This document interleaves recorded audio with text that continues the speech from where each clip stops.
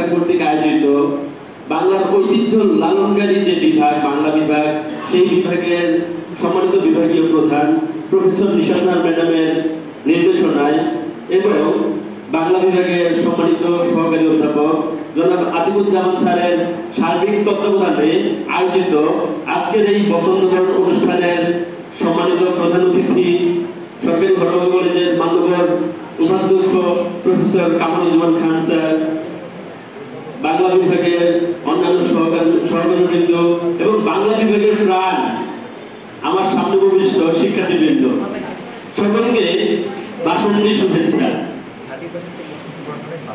আগামীকাল পহেলা বসন্ত, পত্রিকায় একটা লেখা চলেই আসবে, ফুল ফুটুক আর নাই ফুটুক আজ বসন্ত।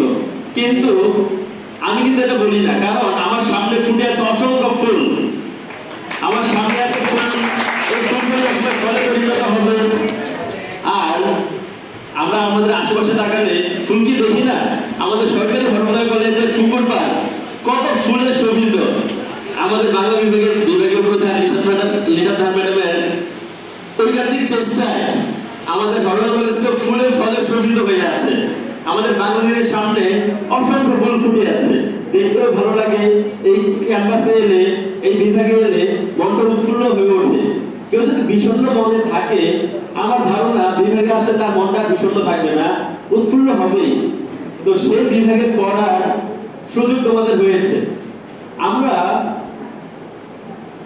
প্রায় প্রতি ঋতুতেই আয়োজন করে থাকি নানা অনুষ্ঠানের, কারণ বাংলার ঐতিহ্য লালনকারী বিভাগই হলো বাংলা বিভাগ। আমরা বাংলা বিভাগে একদম বসন্ত বরণের পরে যখন বৈশাখ চলে আসবে, আমরা ফলদ উৎসব করব, যেটা দিয়ে হয় গ্রীষ্মকালকে বরণ, এরপরে বর্ষা বরণ, শরৎ বরণ, হেমন্ত বরণ, হেমন্তকালে পিঠা উৎসব, বসন্তের পিঠা উৎসব। প্রতি বছর ভাই এবার একটু আগে হয়ে গিয়েছে আমাদের কলেজে। তো আমাদের কলেজে কি নেই? পড়াশোনা যেমন আছে, একই সাথে সেই বাংলার ঐতিহ্যকে আমরা জানতে শিখতেছি, সেগুলোকে কিভাবে হৃদয়ে ধারণ করতে হয় তা শিখতে পারতেছি। এই প্রাণ আর কোথায় পাবো? তো তোমরা যারা আজকের এই অনুষ্ঠানে স্বতঃস্ফূর্তভাবে অংশগ্রহণ করেছ, আমি দেখেছি গত এক সপ্তাহ ধরে কি চেষ্টাটাই তোমরা করেছ। তোমাদের এই চেষ্টার জন্য আজকের এই অনুষ্ঠান সফল হয়েছে।